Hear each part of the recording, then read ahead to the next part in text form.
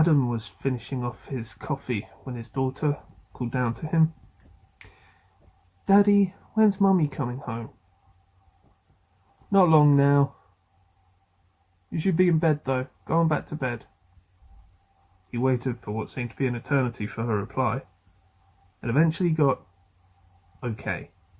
He heard her walk back to her room, closed the door and thought nothing of it. Then about an hour or so later she came downstairs. "Can you read me a story? Mummy's taking too long." So he lowered his glasses and looked over at her. How could he say no? "Sure," he said. So he got up, carried her up the stairs, took her to bed, sat at the end of her bed amongst her cuddly toys. "What story do you want?" "Make one up," she said. "I want a new one." "Okay." So he thought for a while. Then he made up a story involving the stuffed toys in her bed, and he performed all different kinds of voices and noises for them, and she laughed and giggled and eventually drove herself into the land of Nod. He tucked her in, kissed her forehead, then went to the door and... Did the wardrobe just open? Has the door always been that crooked? He looked at the wardrobe in the corner of the room, studied it, shrugged it off as nothing. An hour later his daughter called for him, startled and nearly spilling his small amount of whiskey on his lap, called up to her. "What's wrong?" "Daddy, come here." So he went up the stairs, carrying a towel, just in case she wet the bed. He got to the door, peered in. "What's wrong?" She was sat there with an expression he hasn't seen before.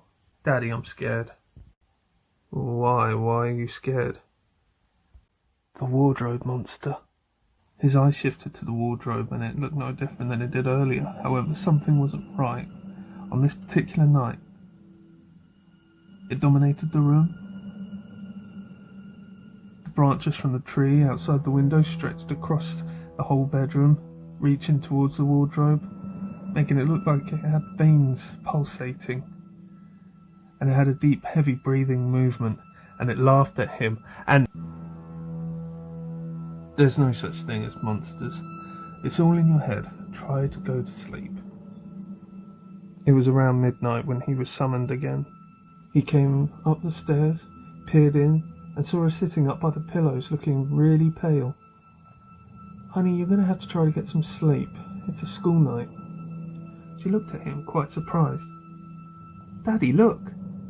And she pointed at the wardrobe. And when he looked over to it, a strange shudder ran down his back. "The door to the wardrobe is shut." "I caught the monster," she smiled with happiness. "You caught the monster? What monster?"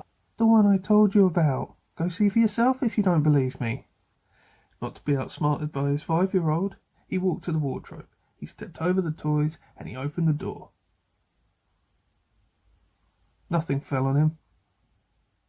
He turned his head back to her. "See? There's nothing there." "Daddy." He'd heard that voice before. He turned round and looked down to see his daughter sat in the wardrobe. She's holding her legs and her face is wet from crying. "Daddy, there's something in my bed."